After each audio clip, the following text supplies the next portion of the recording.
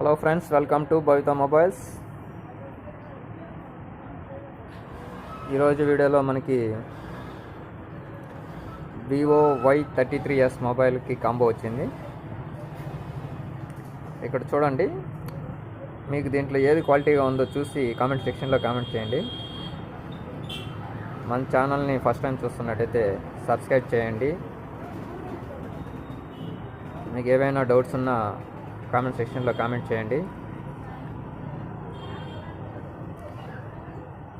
చాలామంది కాంబో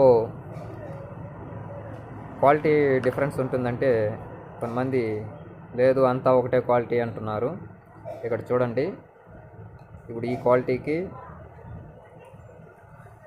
క్వాలిటీకి మీకు తేడా కనపడుతుంది. రెండు ఒకటే డిస్ప్లేలు.